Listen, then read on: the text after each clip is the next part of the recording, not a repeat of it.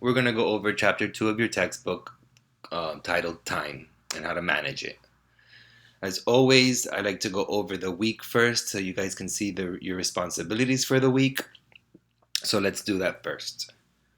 So week 4 is concerning managing time, and these are the learning objectives. And by the end of this chapter, students will be able to explain the power process, which is the be here now, how to tackle the 25 ways to get the most out of now, how to write goals for your life, how to study effectively, why we procrastinate, and the purpose of planning. We'll also be able to identify strategies for reflecting on your goals and creating a workflow that works. We'll identify ways to prioritize items in your to-do list.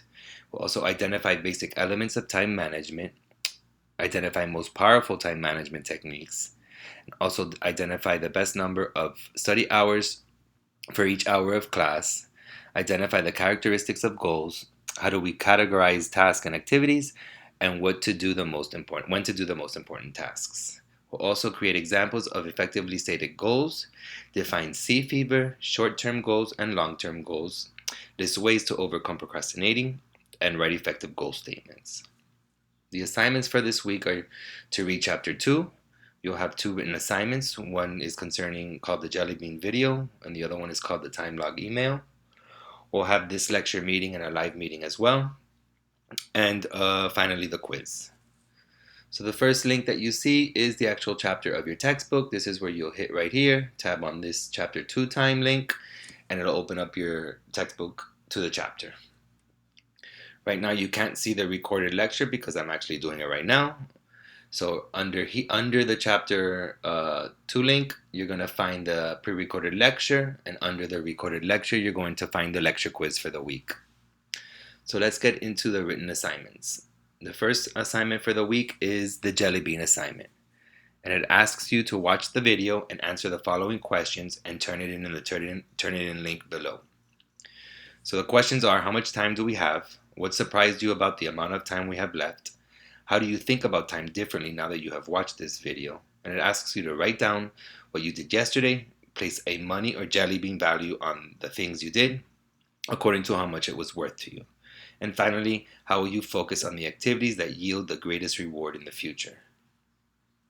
This is where you're going to turn in this assignment, where it says here, view assignment. You will hit this link, and you will turn it in here. As far as the second written assignment, it is log your time using the attached spreadsheet. Start on Monday and end on Friday. At the end of the week, you're going to submit 2 pages to the turn it in link below. So number 1 is your time log with daily activities recorded on the attached Excel spreadsheet. If you hit right here on this link,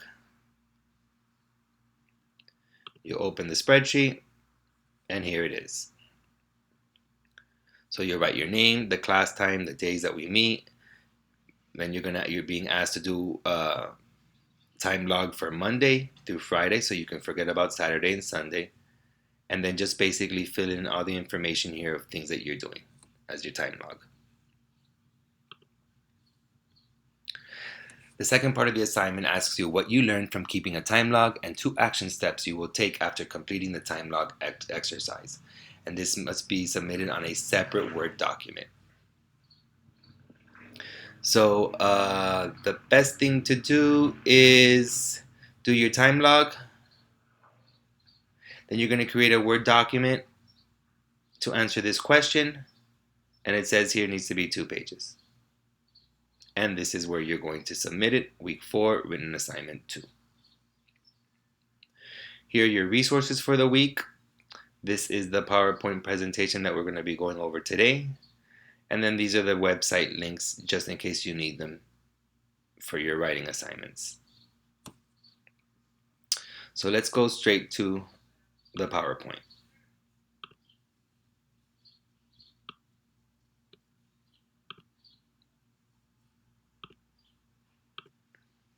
So like I said, it's chapter 2 and it's concerning time, specifically time management. So the first concept that you're introduced in the chapter is the be here now. Be here now is about focusing your attention where you want it to be. And it talks about the voice inside your head that directs your attention. And it asks you to notice the voice Acknowledge the voice. Gently return your focus to the task at hand. Repeat and repeat again. So for a better understanding of this concept, let's go to your textbook. So here it is. The best way to manage each chapter is to go to the index here, or the table of contents, and here. Power process, be here now. So being right here, right now, is such a simple idea. It seems obvious. Where else can you be but where you are? When else can you be there but when you are there? The answer is that you can be somewhere else at any time, in your head. It's common for our thoughts to distract us from where we've chosen to be. Sometimes technology becomes a source of distraction. It could be the arrival of a text message, a Facebook update, or an email that comes with an attention-grabbing alert. When we let this happen without conscious choice, we lose the benefits of focusing our attention on what's important to us in the present moment. To be here now means to do what you are doing when you are doing it. It means to be where you are when you're there.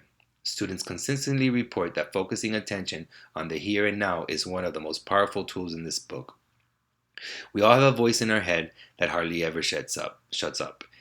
If you don't believe it, conduct this experiment. So let's do this experiment right now. You're going to close your eyes for 10 seconds and pay attention to what is going on in your head. Please do it now.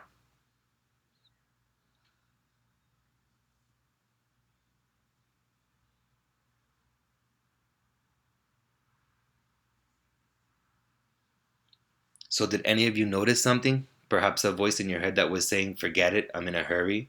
Another might have said, I wonder when 10 seconds is up. Another could have been saying, what little voice? I don't hear any little voices. Well, that's the voice. The voice can take you anywhere at any time, especially when you are studying. When the voice takes you away, you might appear to be studying, but your brain is somewhere else. All of us have experienced this voice, as well as the absence of it. When our inner voices are silent, we can experience something that's called flow. Time no longer seems to exist. We forget worries, aches, pains, reasons, excuses, and justifications. We fully experience the here and now. Life is magic. Do not expect to be rid of this voice entirely. That is neither possible nor desirable. Inner voices serve a purpose. They enable us to analyze, predict, classify, and understand events out there in the real world. The trick is to consciously choose when to be with your inner voice and when to let it go. Instead of trying to force a stray thought out of your head, simply notice it, accept it. Tell yourself, there's that thought again, then gently return your attention to the task at hand. That thought or another will come back. Your mind will drift. Simply notice it again where your thoughts take you and gently bring yourself back to the here and now.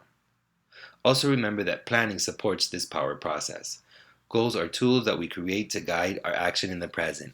Time management techniques, calendars, lists, and all the rest have only one purpose. They reveal what's most important for you to focus on right now.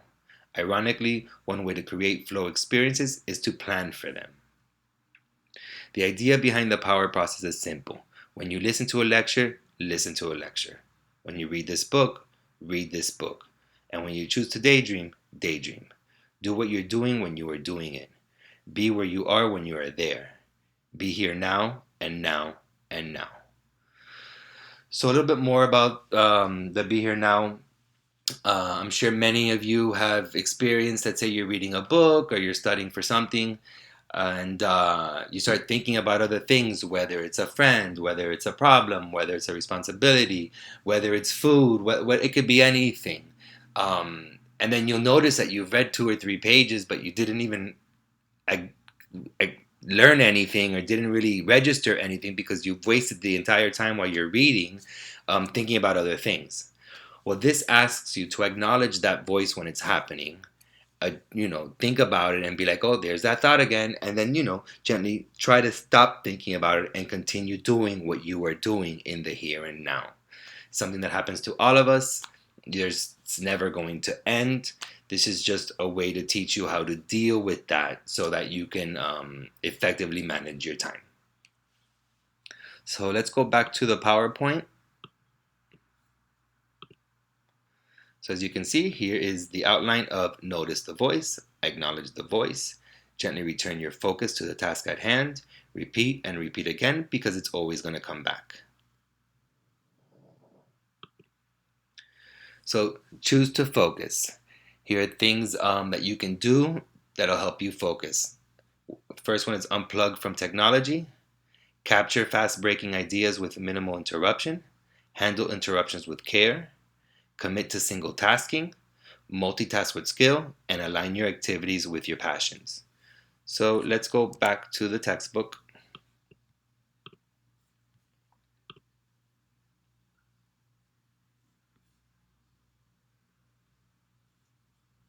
So here it says you've got time. Let me see. Here we go. This is where we need to be. So make choices about multitasking. There's a problem with this strategy. Multitasking is much harder than it looks. Despite the awe-inspiring complexity of human brain, research reveals that we are basically wired to do one thing at a time. The solution is an old-fashioned one. Whenever possible, take life one task at a time. Develop a key quality of master students, focus attention with the following strategies. So the first one asked you to unplug from technology. So to reduce the temptation of multitasking, turn off distracting devices. Shut off your TV and cell phone. Disconnect from the internet unless it's required for your planned task. Later, you can take a break to make calls, send texts, check emails, or browse the web. When you go online, do so with a clear intention and a time to quit. The second one is capture fast-breaking ideas with minimal interruption. Your brain is an expert nagger. After you choose to focus on one task, it might issue urgent reminders about 10 more things you need to do. Keep a 3x5 card or paper and pen handy to write down those reminders. You can take a break later and add them to your to-do list. Your mind can quiet down once it knows that the tasks have been captured in a writing.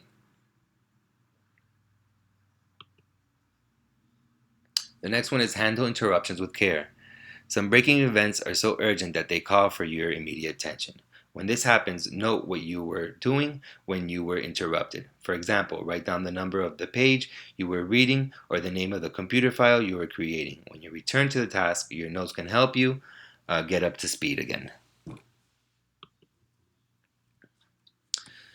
The next one is commit to single tasking. Today's technology, email, text message, social media, seems to require multitasking. The key word in the previous sentence is seems. Multitasking is actually an option, not a requirement. You can still choose to do one thing at a time with full attention. You might find yourself in a minority. And you'll enjoy the benefits, including greater effectiveness of whatever you choose to do and lower levels of stress. Planning helps. Set a goal to keep your daily to-do list short. 3 items maximum. Focus on getting these done one at a time before tackling other tasks. Even if you fail to achieve this goal, you'll benefit from the increased focus and practice at single tasking. Multitask with skill. If multitasking seems inevitable in certain situations, then do it as effectively as possible. Pair one activity that requires concentration with another activity that you can do almost automatically. For example, studying for your psychology exam while downloading music is a way to reduce the disadvantages of multitasking. Pretending to listen to your children while watching TV is not. And finally, align your activities with your passions. Handling routine tasks is a necessary part of daily life. But if you find that your attention frequently wanders throughout the day, ask yourself, am I really doing what I want to do? Do my work and my classes connect to my interest? If the answer is no, then the path beyond multitasking might call for a change in your academic and career plans. Whenever an activity aligns with your passion, the temptation to multitask loses power. So those were just basically effective ways that you can choose that'll help you focus.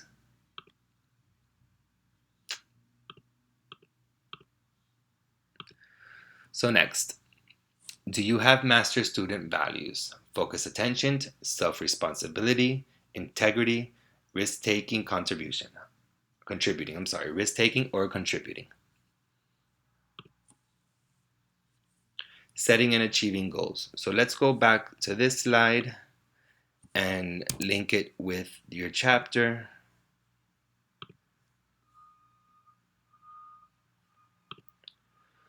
So define your values.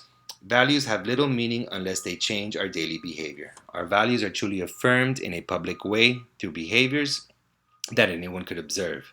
People often say that they live a values based life and then act in ways that contradict what they say. They might say that they value contribution and yet avoid doing volunteer work. Students might say that they value education even though they skip classes to party. One way to take charge of your time and attention is to define your values and then carefully choose your actions. If you discover a mismatch between what you say and what you do, then set a clear intention to use your time differently. Don't be content with a vague set of ideals. Make your values so clear that they guide you on when to say yes to an activity and when to say no. So consider one set of values. Becoming a master student is based on a specific set of values. The first one is focus attention, means be here now, fully awake, aware, and present to any task that occupies you at the present moment. People with focused attention can be centered even in the midst of chaos. The second one is showing self-responsibility, which means being the victor rather than the victim. This value is based on the idea that in any circumstance, no matter how difficult, you can still choose how to respond. The third is having integrity, which means being someone that people can count on. When you practice integrity, your words and your actions are aligned, and people can trust you and keep your agreements. Taking risks means being willing to change. People who live by this value are open-minded and courageous. They know that learning calls us to consider new ideas and experiment with new behaviors, even when we feel fear. And contributing means being a person who discovers the meaning of life and serving others. People who practice this value gain knowledge and skills so that they can give something back to the world. If you look carefully, you'll find one or more of these values reflected on every page of this text. For example, the qualities of a master's student are a detailed statement of the core values listed here. So translate your values into visible behaviors. One way to define your values is to reflect on the qualities of people you appreciate. Describe your behaviors, then ask yourself what values might serve as the source of those behaviors. You can also define your values by creating your eulogy. This is a detailed statement of how you want to be remembered after you die. After you've put this statement in writing, set goals about what you will do to create that legacy. This is not about focusing on death. It's about focusing how to spend your time while you're alive. Another option is to define your values as high priority activities. In your journal, brainstorm ways to complete this sentence. It is extremely important that I make time for, and then use the answers to set goals, schedule events, and write daily to-do lists. This strategy translates your values into plans that directly affect the way you manage time. So for example, perhaps it's important for you to make time for staying healthy. Then you can set goals to exercise regularly and manage your weight. In turn, those goals can show up as items on your to-do list and calendar. Commitments to go to the gym, taking an aerobics class, and include low-fat foods on your grocery list. You might also place high value on creating loving relationships. If so, then blocking out regular times on your calendar for spending time with family members and close friends. If you value financial security, then set specific goals for increasing your income and reducing your expenses. In any case, the ultimate time management skill is defining your values and aligning your actions.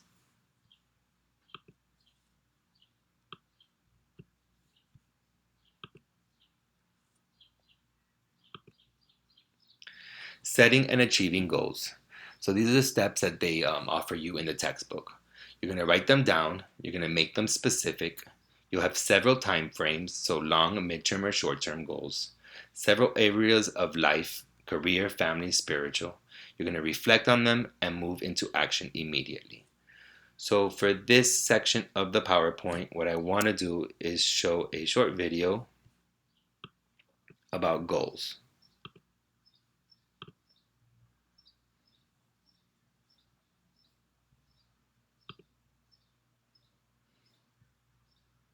When it comes to chasing our dreams, the only way I know to track our progress is to create milestones. Milestones show us what we are accomplishing and allow us us to see how we accomplish even more.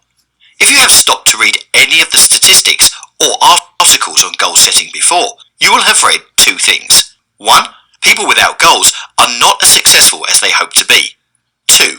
People who don't write down goals are less likely to accomplish them. What I have found over the last 10 years of dream chasing is how important goals are in the grand picture of seeing your dreams come true. Goals give us momentum to push through adversity we experience while chasing our dreams. This year, there was a huge push not to set goals. People were sharing about how terrible they felt last year when they failed to meet their goals, or how they never really followed through with achieving them. So, should we even set goals to try to see our dreams come true? Yes!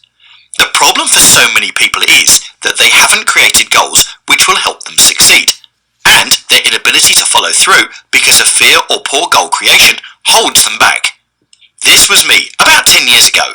I would set goals at the beginning of the year, and then never go back and look at them. I would have these really vague, general ideas of things I wanted to accomplish, but never create action steps or any plans to achieve anything. This is why goals fail. You have probably heard of the SMART goal system. This is a great system. In fact, when I finally got tired of never accomplishing my goals, I learnt about it and started to see some of my goals achieved.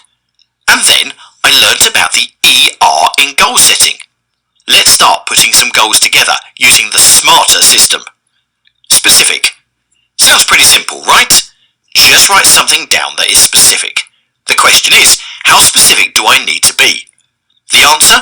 The more specific you are, the easier it will be to quantify your results along the way. For example, if you want to lose weight, to be more specific, how much weight do you want to lose? Better yet, what weight would you like to be at the end of pursuing your goal? A specific goal says this: I will weigh 200 pounds. We want to quantify our goals. To make a goal measurable, we need to be able to see progress over time. Say your goal is to write a novel. How do we make it measurable? You will need to make it very specific and measurable by going into more detail which you can track. A specific goal for writing a novel is, I will complete writing a 50,000 word novel. Every goal should be actionable in terms of getting somewhere. However, when writing goals, we are talking about writing it as an action. A goal is actionable when it is immediately clear what action needs to be taken to accomplish it. A simple way to make items actionable is to begin them with a verb. So, try this. I will read 24 books. The R in the equation is relevant or relatable. Is your goal relevant or relatable to your life? When you are setting goals, this is a pragmatic look at what you want to do. When you set a goal, you need to think about your current situation. Some people will tell you to make a 10 times goal. Create a goal that is nearly impossible to force you to stretch yourself. While I think this is good, it's not for the first timer, or for someone struggling at their goals. You need to create goals you can accomplish at your stage in life. Are you a father of 3 small children who works 2 jobs? You may not be able to work out 3 hours a day if you want to reach 3% body fat. Try this. I will decrease my percentage body fat by 10%. My start percent is X. Every goal needs a deadline. Why? So you are forced to take action in a certain time frame. Simply saying you will do something isn't good enough. You need to say when you will complete it. This way, you will need to map your path to success. Otherwise, you will always have the goal, but never have the urgency to accomplish it. Going back to the novel example, I will write a 50,000 word novel by December the 31st. Evaluate. This is where the rubber meets the road when it comes to your goals. We need to regularly evaluate our progress. When I ask people how often they looked at their goals, they say a few times over the year. This is why people fail at their goals. I evaluate my goals every month, and every week I read them.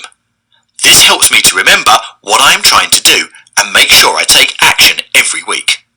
If there is anything you do differently about your goals, this needs to be it. Reward. Every goal and milestone needs a reward.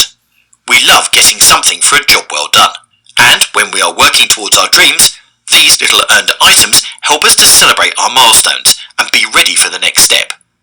Here is an example of a reward for paying off debt. Pay off debt by December the 31st. Buy one thing for $100 you would never buy for yourself. You may have really struggled with goals before, and if you're like me, you might have even failed all of the goals you set yourself in a year. But this doesn't have to be true of you anymore. You can't go back and change the beginning, but you can start where you are and change the ending. C.S. Lewis.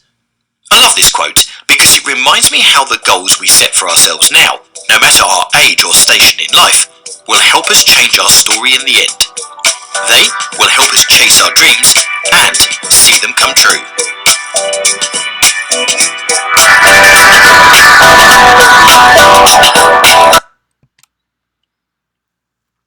So that is one way to manage your goals. The book has several other examples. So let's